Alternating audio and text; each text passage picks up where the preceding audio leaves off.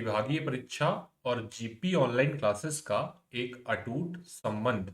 यदि आप 2026 या आगे आने वाले वर्षों के लिए विभागीय परीक्षा की तैयारी कर रहे हैं और आपको किसी भी प्रकार की बुक की जरूरत है या फिर ऑनलाइन कोर्सेज की जरूरत है, आपको वीडियो लेक्चर चाहिए, निर्धारित सिलेबस के हिसाब से आपको एक कंप्लीट पैकेज चाहिए, 100% मटेरियल चाहिए, तो स्क्रीन पर एक पट्टी है जिस पर हमारा ऑफिशियल नंबर दिया है, उसमें संपर्क करके बैच और बुक के बारे में पूरी जानकारी जो है आप अर्जित कर सकते हैं। फिलहाल में पिछले कुछ दिनों से हम पोस्टल असिस्टेंट, सॉर्टिंग असिस्टेंट के पेपर 2025 के सॉल्व कर रहे थे, जिसमें हम वीडियो में डिपार्टमेंट के 50 क्वेश्चन सॉल्व कर रहे हैं। फिलहाल में आज का video Jammu and Kashmir circle 2025 PSA का पेपर है।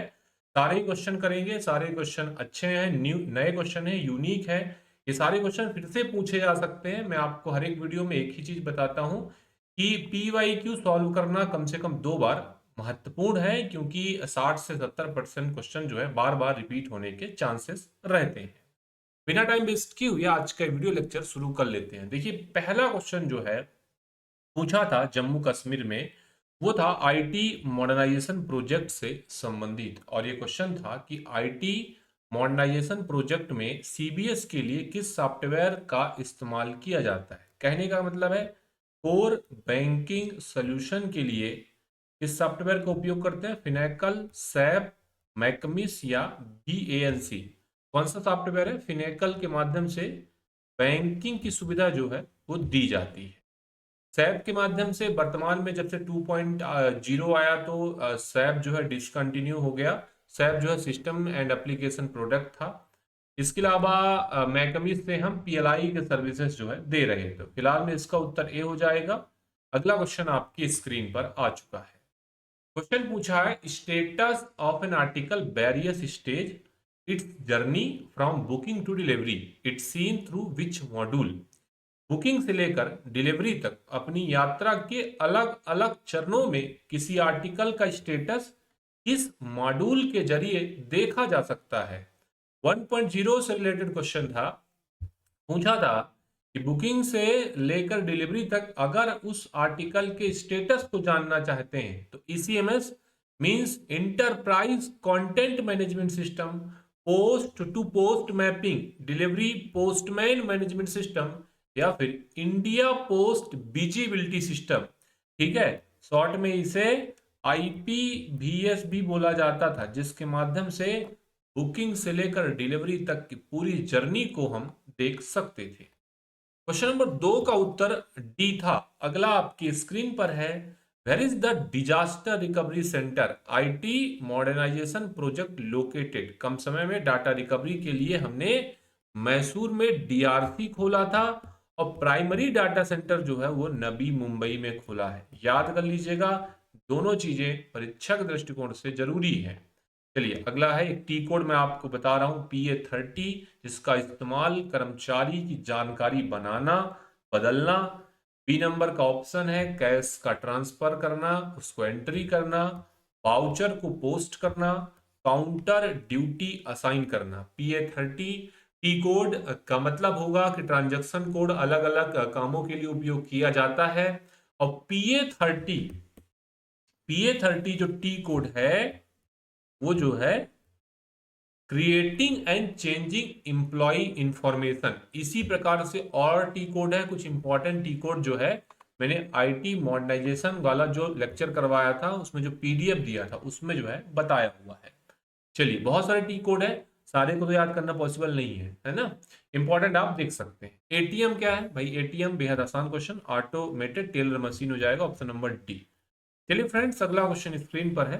पूछा है यूपी आईटी 1.0 के लिए प्राइमरी नेटवर्क सर्विस प्रोवाइडर, या फिर आईएसपी भी बोल सकते हैं, इंटरनेट सर्विस प्रोवाइडर, कौन सा था। प्राइमरी वाला जो एनएसपी था, NSP1 जिसे हम बोलते थे, वो कौन था भाई। प्राइमरी के लिए सिफी था, बीएसएनएल, एयरटेल या जियो। कौन सा नेटवर्क प्रोवाइड करता था, क्वेश्चन नंबर 6।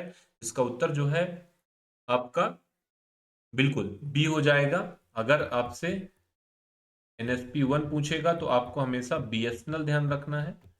अगर आपसे NSP 2 पूछेगा तो आपको CP ध्यान रखना है, ठीक है। ये दोनों महत्वपूर्ण है।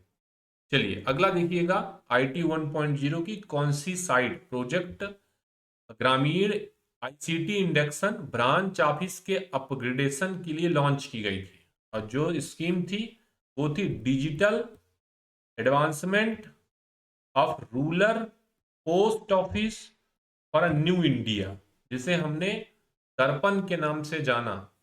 याद कर लीजिएगा, ग्रामीण क्षेत्रों में ब्रांच ऑफिस को टेक्नोलॉजी जोड़ने के लिए हमने दर्पण लाया था, ठीक है, ऑप्शन नंबर ए। अगला क्वेश्चन देखिएगा, आईटी मॉडर्नाइजेशन से क्वेश्चन पूछा है, आईटी मॉडर्नाइजेशन में चेंज मैनेजमेंट सेगमेंट का उपयोग क्या था। सबसे पहले ये 8 अलग अलग सेगमेंट जो हैं वो 1.0 में निर्धारित किए गए थे।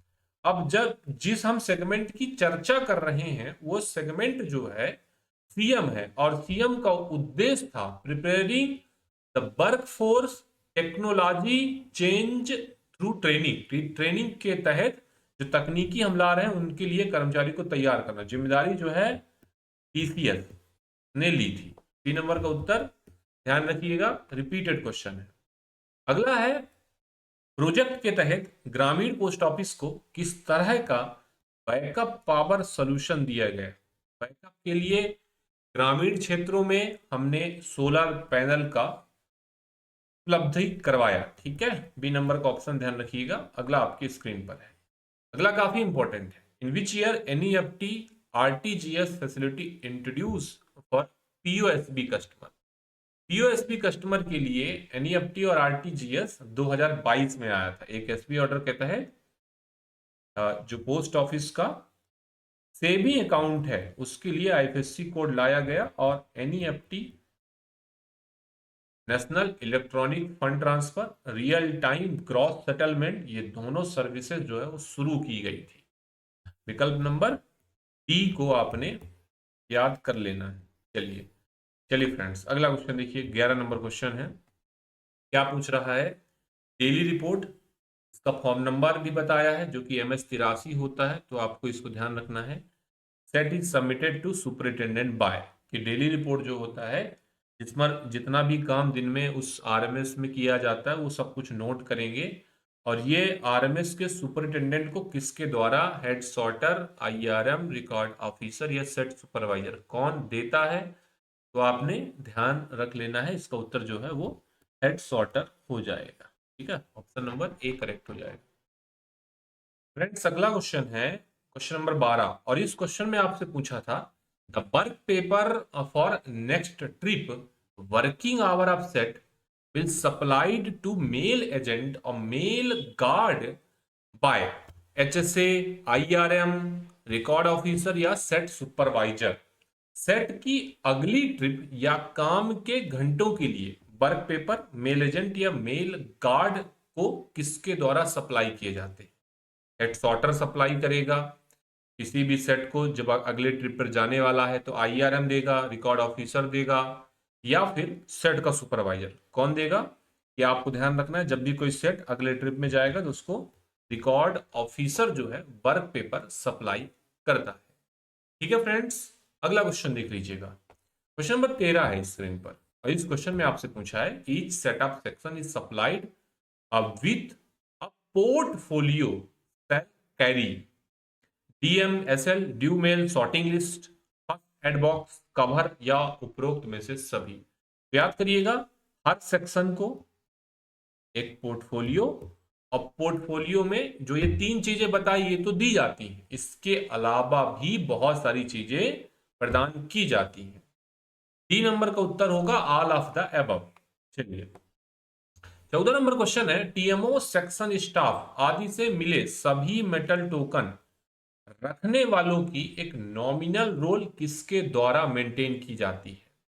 अ nominal roll of holder all metal token receive from TMO section staff ETC will maintain by platform supervisor, HSA, IRM, record officer. तो मैंने आपको बताया था मेटल टोकन से संबंधित जो जिम्मेदारी होती है वो आरओ की होती है, और आरओ मतलब रिकॉर्ड अधिकारी जो होता है वो इस मेटल टोकन से संबंधित नॉमिनल रोल किसको दिया है, किस ब्रांच में काम कर रहा है, इस सारे संबंधित जानकारी रिकॉर्ड ऑफिसर नॉमिनल रोल में मेंटेन करेगा।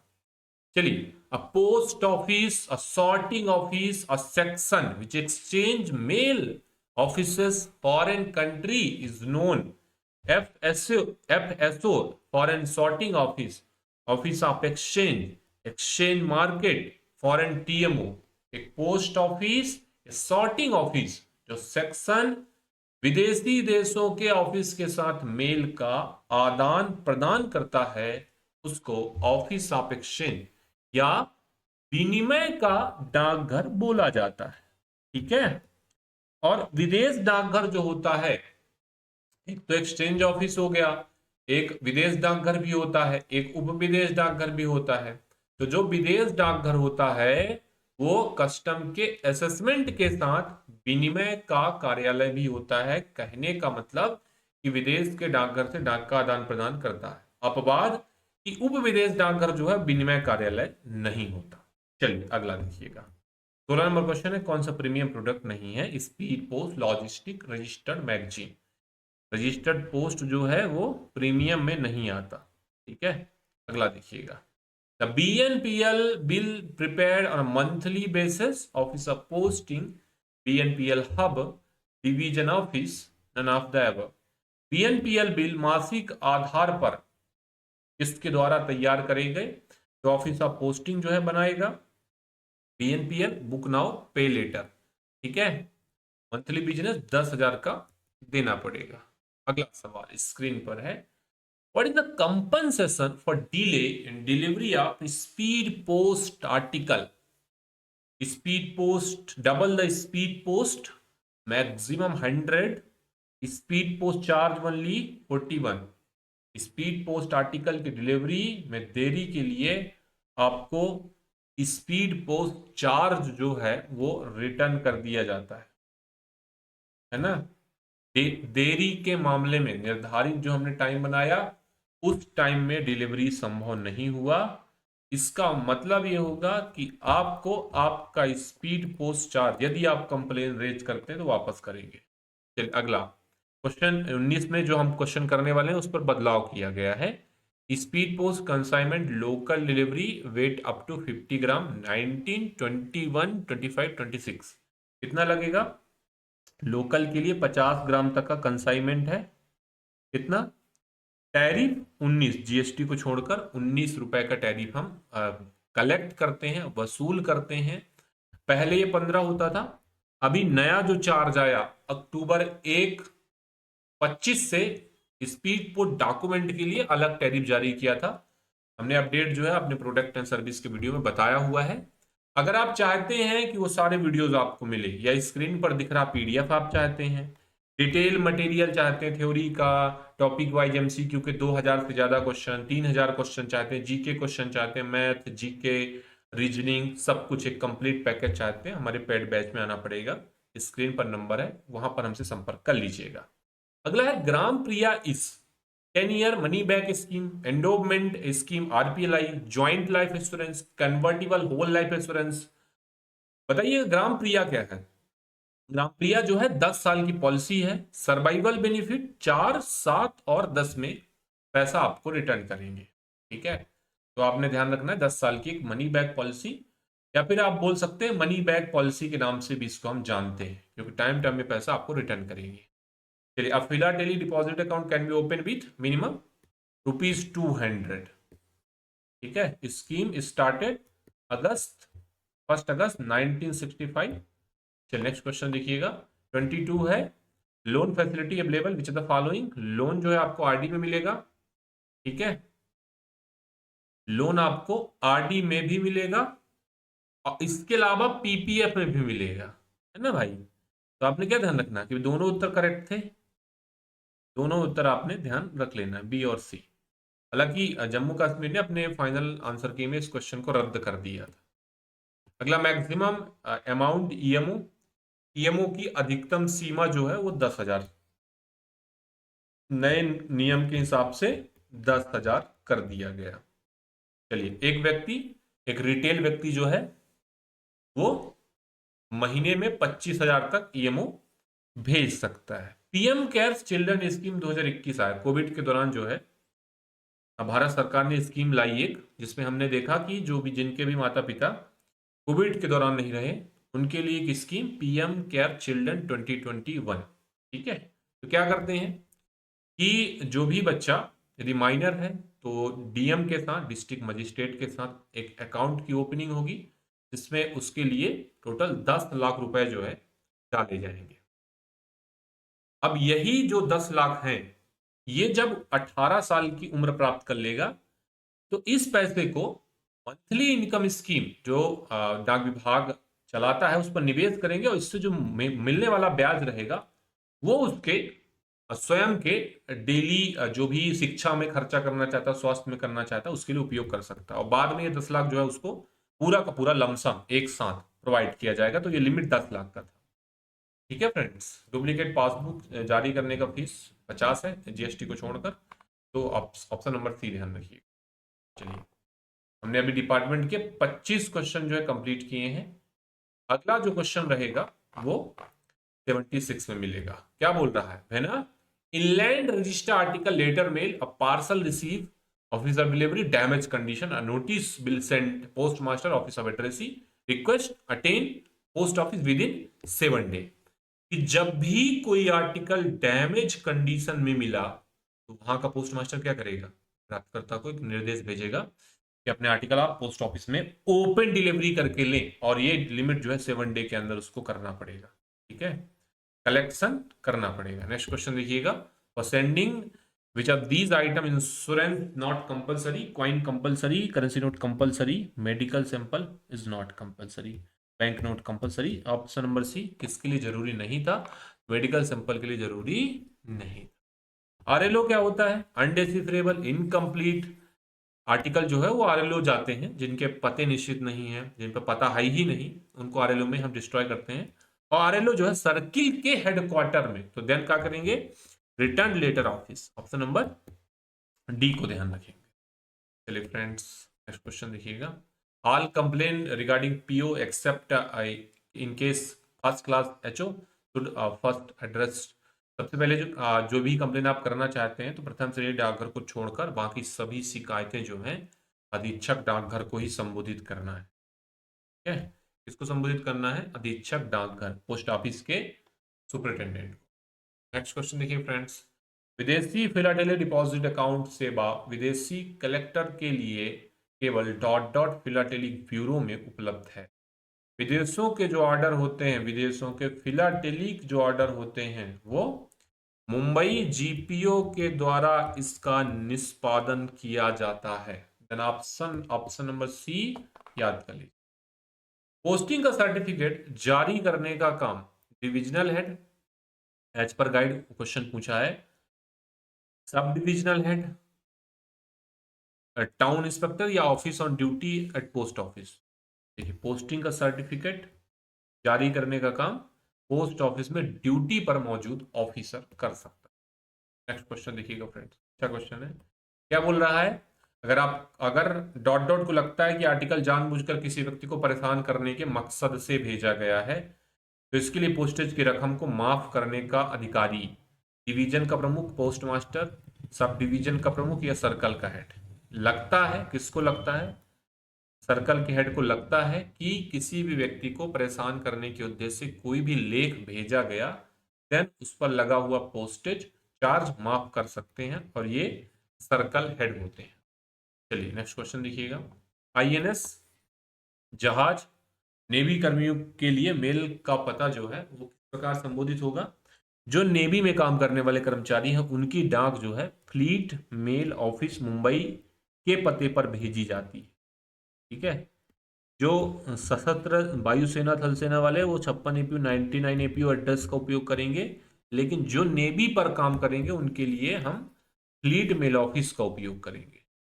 ठीक है भाई, देखिए नेक्स्ट देखिएगा, अगला देखिएगा, फ्रैंकिंग मशीन का लाइसेंस कौन जारी करेगा। मैंने आपको बताया है, head of division, superintendent, independent gazetted post master, या डायरेक्टर निदेशक जो होते हैं जीपीयू वगैरह के, वो भी कर सकते हैं, है ना।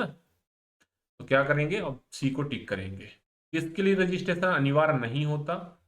देखिए, ordinary article, inland article, insured article, किसके लिए रजिस्ट्रेशन जो है अनिवार्य होता है ना, ऐसा पूछा है कि होता किसके लिए, तो बीमित आर्टिकल के लिए रजिस्ट्रेशन कंपलसरी होगा, तभी हो जाएगा। विदेश जाके कैटेगरी पूछ लिया हमसे, कितनी कैटेगरी उपलब्ध है? कैटेगरी पूछा है फॉरेन आर्टिकल में, दो कैटेगरी, लेटर पोस्ट और पार्सल पोस्ट। लेटर पोस्ट के अंतर्गत जितने भी आते हैं, post card, aerogramme, small packet, printed paper, BLP, सब कुछ लेटर पोस्ट, और एक सिंगल कैटेगरी पार्सल का। तो दो ही कैटेगरी है, जैसा कि अंतर्देशीय में होता है डिफरेंट कैटेगरी, वैसा वहां नहीं होता है। ये बात आपको पता चल गई। अगला आपकी स्क्रीन पर एडी मीन्स। एडी मीन्स जो है क्या होगा? Advice of delivery, acknowledgement, due. Which one is correct answer? आपने ध्यान रखना, एडवाइस ऑफ डिलीवरी। ठीक है, option number B. Next question देखिए, फॉरेन पोस्ट में एक और कैटेगरी है एलसी और एओ का। अब एलसी बोलेगा तो लेटर एंड कार्ड्स याद करना है। जब एलसी आपको बोलेगा तो आपने क्या याद करना है? Letter and cards. Then option number C right answer. AO मतलब एलसी आइटम को छोड़कर बाकी जितने भी बचे वो अदर आर्टिकल। ये एओ को हम अदर आर्टिकल या अदर ऑब्जेक्ट भी कई बार बोलते हैं। आपने सी ध्यान रखना, letter and cards. Which authority sanction export of gold by post? कौन सा प्राधिकरण पोस्ट के माध्यम से सोने के निर्यात को मंजूरी देता है? जब आप पोस्ट के माध्यम से सोने के निर्यात कर रहे हैं तो आपको आरबीआई से इसकी, आरबीआई के जो गाइडलाइन है वो तो देखना ही पड़ेगा, साथ में उसका परमिट भी लेना पड़ेगा। ठीक है भाई, चलो।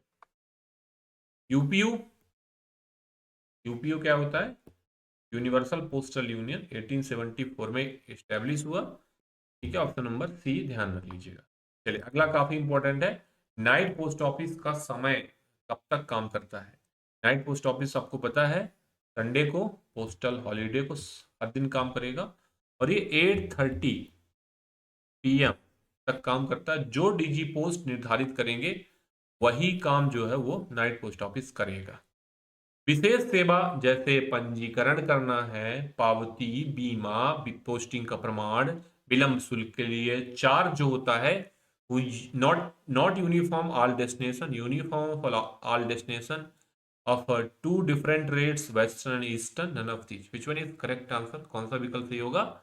यूनिफॉर्म फॉर ऑल डेस्टिनेशन, जैसे रजिस्ट्रेशन, इंश्योरेंस, पोस्टिंग का सर्टिफिकेट, विलंब, ये सारे चार्ज जो है वो हर एक डेस्टिनेशन के लिए समान होगा। बी नंबर का उत्तर ध्यान रख लीजिएगा। गंतव्य देश में विदेशी आर्टिकल की delivery various from country to country, uniform all as desire by sender, none of these. जब भी हम डिलीवरी की बात करते हैं तो ये कंट्री के रूल्स रेगुलेशन पर निर्भर करता है ना। अलग अलग कंट्री अलग अलग तरीके के नियम को बनाते हैं, और ये क्या होता है, देश दर देश अलग अलग होती है। कहां दिया है? ए में दिया है। Various from country to country. ठीक है, अगला देख लीजिए। नेक्स्ट क्वेश्चन है, mark the correct option. Bharat में डिलीवरी के लिए किसी भी देश से प्राप्त सरफेस मेल भारत के भीतर किसी भी स्थान पर रिडायरेक्ट हो सकता है, सही है। फर्स्ट क्लास मेल सरचार्ज, बिना सरचार्ज, अगर फर्स्ट क्लास है भारत के भीतर फ्री में रिडायरेक्ट हो सकता है। भारत के लिए कम शुल्क लागू नहीं करने वाले किसी भी देश से भारत में डिलीवरी के लिए प्राप्त सरफेस मेल बिना किसी शुल्क के सरफेस मेल द्वारा दूसरे देश में रिडायरेक्ट हो सकता है। हमें ढूंढना था कौन कौन से स्टेटमेंट सही है, सारे ही सही हो जाएंगे। ठीक है, तो डी को ध्यान रख लीजिए।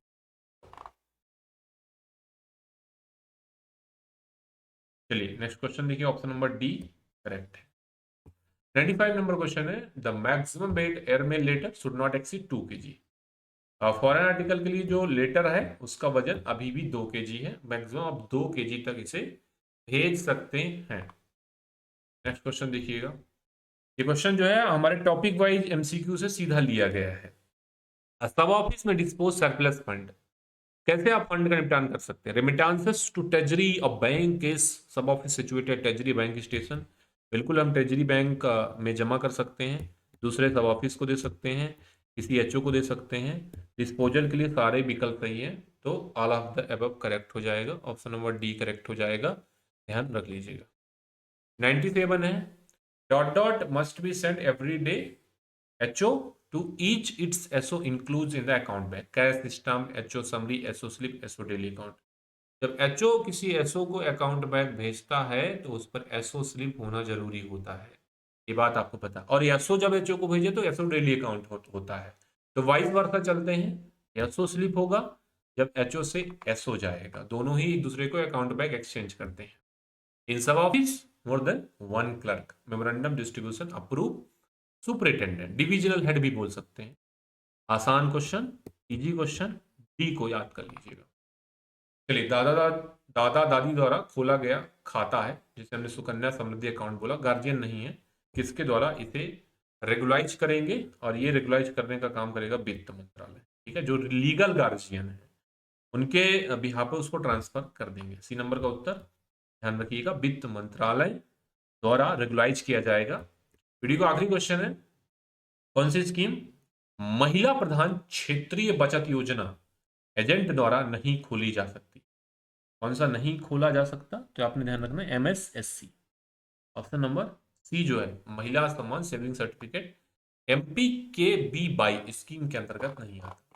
देखिए, वीडियो में हम डिपार्टमेंट के सारे क्वेश्चन कर लिए हमने। अगर आपको क्वेश्चन अच्छा लगा वीडियो को लाइक करिएगा, किसी भी क्वेश्चन में कोई समस्या डाउट है कमेंट बॉक्स में डालिएगा।